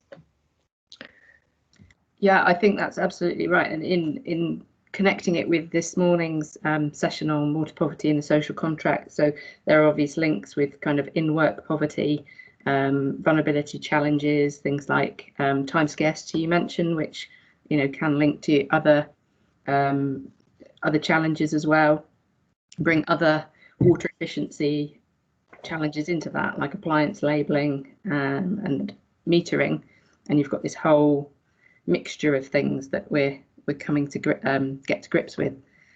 So thanks, Claire, for giving us a really accessible insight into the key digital water futures themes.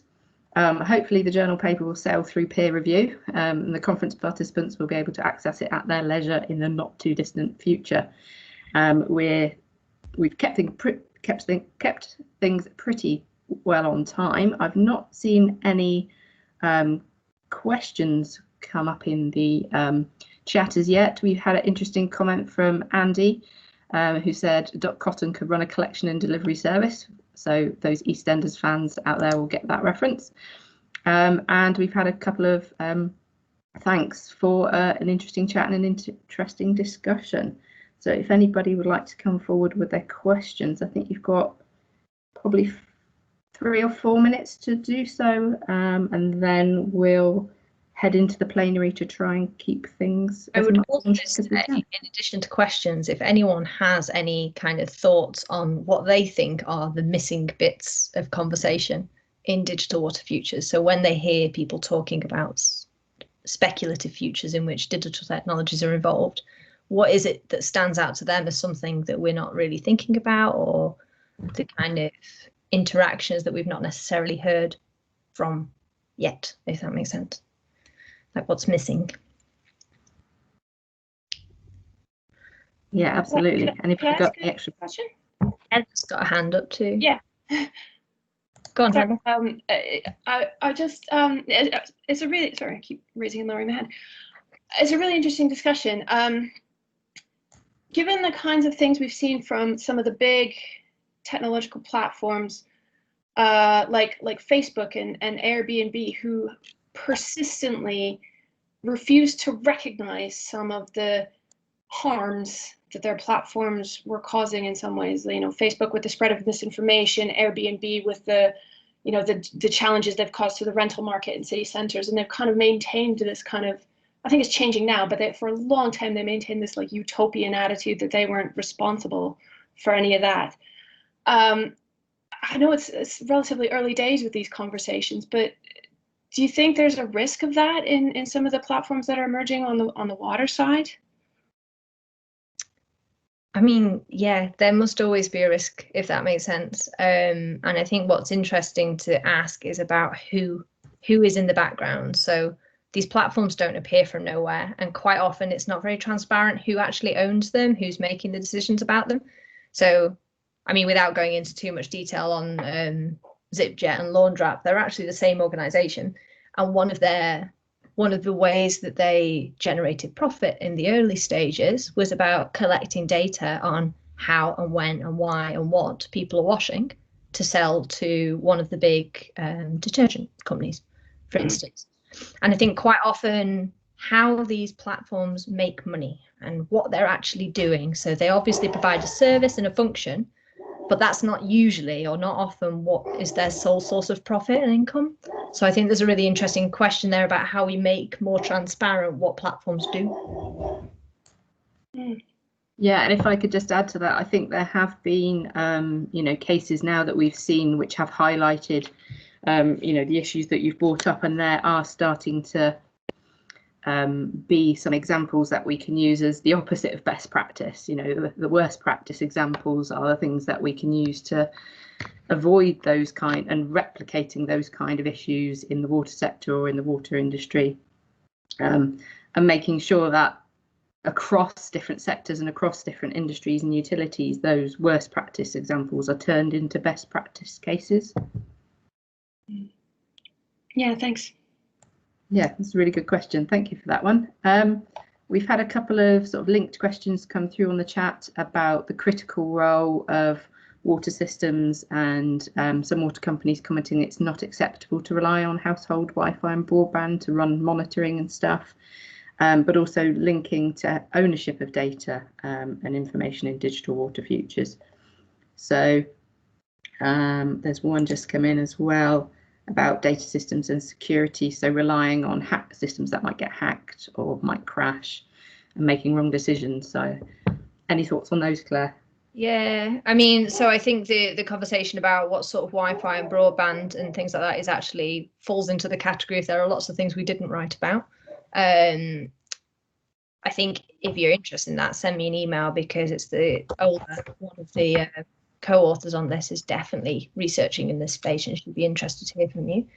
The question about data systems and security, I think, is really interesting, because the hacking side, so the more data that we're getting our hands on, obviously the more interesting it is and the more of a kind of potential threat there is out there. But also we're gathering not just more data, but more different types of data. And I think it's interesting to reflect on who would be interested in getting their hands on that data and what they would do with it.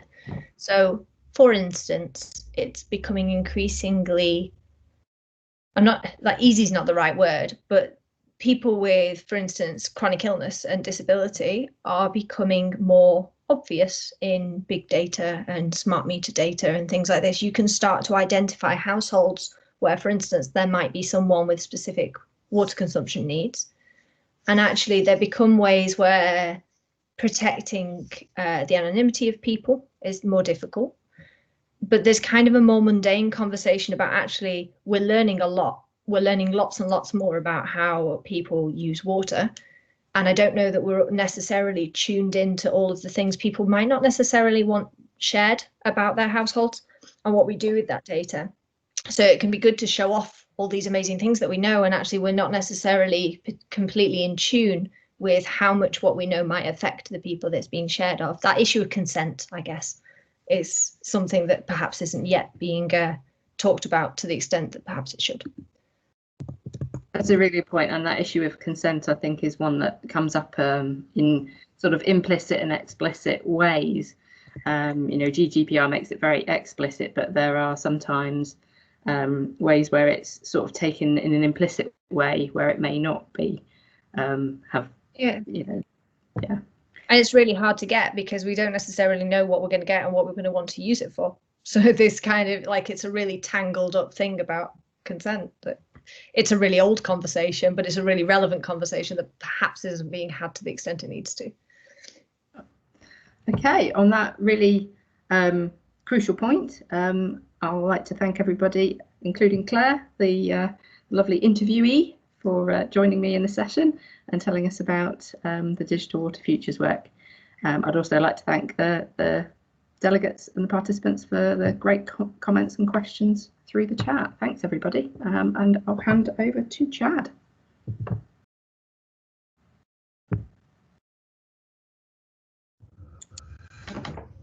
Thank you, Sarah, and thank you, Claire. That was very thought-provoking, and I think perfectly timed, given the presentations we've heard in the parallel sessions and in the keynote conversation this morning. As we move towards the conclusion of day one of the Watef conference, Sarah and I would just like to offer some observations, perhaps picking up on threads that we've perceived uniting the presentations, or perhaps points of contention or questions left unanswered. And then, of course, we'll definitely want to hear from and hear from John. I've seen some of the illustrations in the chat box, but it'll be interesting to hear from him about his perspective as a visual artist on the things he's heard today.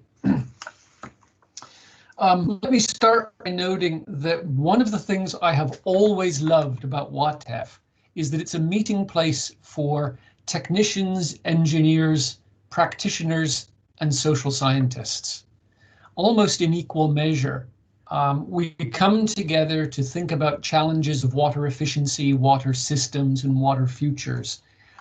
And rather than just being a conversation of academics, we get this mixed conversation, which often becomes quite complex because we use different languages, and sometimes we use the same languages differently, which creates much grist for conversation. But drawing on a few of the things I've heard about today, one of the comments that I've made several times to myself is socio-technologies. A lot of what we've talked about, particularly in Parallel Session 2, which I attended, and in the Digital Water Futures Dialogue, to some extent in the Keynote Conversation, suggests that technologies are part of water futures, yes, but they have to be socially embedded technologies. They have to be socially negotiated technologies. They have to be embedded within a sense of what Iain calls social contract, and what I've called in some of my papers hydro-social contract. Being an academic, of course, I never use one syllable when 3, 4, or 5 will do. What I find really exciting about Bristol Water's use of the notion of social contract, though, is that they're really using the notion of social contract to challenge themselves and say, in addition to keeping water flowing, because they are a water-only company, they don't deal with sanitation directly, what else do we do?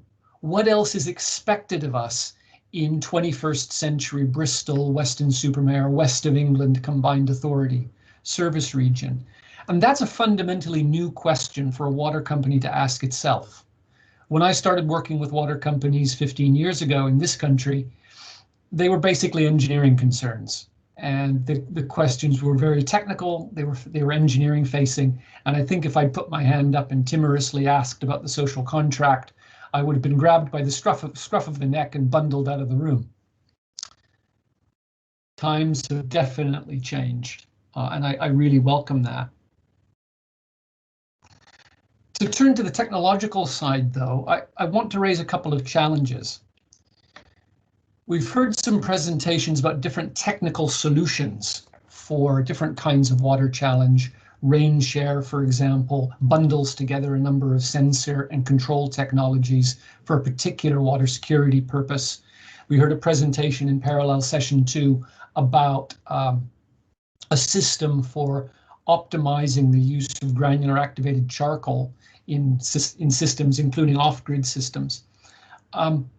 I wonder to what sense these systems are actually smart. That is to say, in what sense do they do more than measure and respond to measurements? A smart system is often defined as one that collects data, models data, makes predictions based on the data, and then exercises control functions. I haven't heard the term smart water too much today. Maybe that's something we tend to hear in the more engineering-facing conferences, and so that may well suggest a reticence within this professional community at Watef to overuse the notion of smart technologies. But I would be interested in hearing from folks a bit more about that. And then the second thing I would note, and it is implicit particularly in the keynote conversation this morning, as we're going about the business of shaping the socio-technologies of tomorrow, we need to be very careful about democratizing those technologies and democratizing the data upon which they depend. I've noticed in the chat box a number of people have commented about the importance of open data, the importance of compliance with GDPR and other data protection, privacy-facing regulations. But we've also seen a couple of attendees observe that data systems seem ultimately to be fundamentally hackable. And we need to be mindful that data, however well designed and however well intentioned the prime movers can be, sometimes that data is stolen from us and hacked and used for other purposes. The phrase I saw in the chat box suggested that we need to be thinking not just about how data can function democratically and technically, but how it can be made safe to fail. And I think that's quite complex for all kinds of technical and regulatory reasons. And finally, I would make just one final comment with respect to what I've heard today. Social justice is critically important. We're meeting online because of COVID-19, but we're also meeting at a time when the Black Lives Matter movement has swept the world and forced all of us to begin to think about anew and afresh about how our contributions to society can improve equality and equal access to resources and opportunities for all parts of our communities. And that's a really important part of democratizing the socio-technologies of tomorrow. That's all I'd want to say by way of plenary for the moment. Sarah? Thanks, Jed. Yeah, I'd just like to add a couple of points which very much echo the comments that you've made, and going back to the point you made about the bringing together of the Watef audience being very much across the disciplines, very much across academia, practitioners, industry. And it's been really encouraging to hear throughout the morning, you know, through the parallel sessions, the special session, the keynote session, words such as trust, such as connection, such as commitment. In the parallel session, we heard about demand outstripping supply for allotments, as well as the commitment required in developing resources for school children and following up on such projects, as well as hearing about projects where participatory approaches have been used, where flooding and droughts are experienced in the same locations, but where people don't receive information from their local authorities or their kind of local governments about these issues and how to deal with them, let alone having consistency in messaging across those campaigns, which linked nicely back to the water poverty session this morning and thinking about how we change culture, not just individual behaviour. And then linking that through to, excuse me, things around, you know, improving mental health and the healing arts. And we heard about biophilic urban design and how students are going out into communities and working with communities for the communities. So this very much ties in with the theme of the conference, which is working towards water resilient communities. So it's fabulous that we've had such a great morning and heard some language which, you know, may not come up in certain circles, and it's tying everything together really nicely around water efficiency and those kinds of themes. So thank you, everybody. It's been really fascinating. Okay, John, you've been with us all morning, putting up some wonderful images in the chat boxes as we've been going along. And I've sometimes heard when people have left their microphones unmuted, chuckles and acknowledgements of various sorts. I'd be really interested in hearing from you, your thoughts, as you've attempted to visually capture quite rich and complex discussions. It has been rich and it has been complex. I think the best thing for me to do, Chad, is maybe share my screen and talk about a few of my illustrations. Would that work? Yes, please. If I could do that. So if I share. Yeah, here we go. So there were things that I learned from all the different talks. I was quite interested about the impact of hygiene poverty and tried to illustrate that, and that there was an onus on the individual to help as well. It was an eye-opener to me that heating water by means of electricity was 3 times more expensive than gas, and that this disadvantaged lots of people. So I enjoyed that talk as well. I enjoyed the presentation about the Derby Arboretum. I tried to illustrate that and what was going on in Brazil with the floods. Yeah, that the UK is suffering in lots of ways with severe water poverty, and my illustrations are all in the chat. I need to get a little bit more au fait with how to share things, don't I? And then I can do it a bit better. So I'll try and put that into practice. I'm sorry, Chad. No problem. But people can see my illustrations in the chat. I'm hopefully going to put together a slideshow, which I'll send to Ellen, and we can play that, and then people can see my illustrations, and hopefully they'll act as a little summary of the day and visual notes of what people have been saying and telling us about. So that's what I've been doing, Chad. Thanks for the opportunity. Thank you very much. Thanks very much, John. Okay, I'll invite Sarah to rejoin us for some closing comments, I think. From an organizational point of view, I would just remind colleagues that The sessions have been recorded, and I've occasionally seen the little red recording dot and a notification about recording at the top of the screen. Sometimes it appears when I enter a room, sometimes it doesn't, but I know it's always there because I can see it on the bottom control bar on the left-hand side as well. A few people in the comments box have asked if the recordings will be made available, and Eleanor has confirmed that that will happen in due course. I think we're also really keen to try and summarize a lot of the comments that have come through the chats boxes, because we've managed to re-narrate some of the comments back into the questions and answers parts of presentations and sessions, but not everything. And there's been quite a lot of interesting chat about all kinds of issues that we wouldn't want to lose. So we'll try and capture those and make those available as well. Sarah, is there anything more on an organizational front that we should share with attendees? I think it's just a case of hoping that everybody has managed to access the links and the conference and the sessions. If you have had any technical issues with anything, hopefully you can hear me saying this, and you'll be able to let us know either in the chat or via email.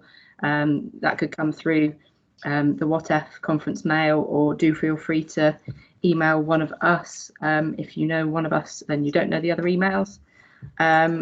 Obviously for tomorrow's conference we have links as well. Just make sure that you click in the right links for the right date, so that'll be the 4th of September rather than the 3rd. And we look forward to seeing you again tomorrow morning. I think yes, thanks for your participation, and we'll see you tomorrow morning. Kemi? Yes, thank you everybody, and see you tomorrow. It's been a fantastic morning. Thanks guys. Okay, cheerio everyone. We'll see you tomorrow morning. Thanks everybody. Bye-bye. Have a good one. Bye everyone. Bye. Yay, it's fab to see some other faces. Hello.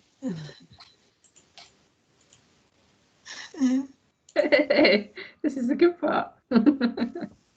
Yeah, please turn on your camera as to say goodbye, so we can see you. I'll turn my off.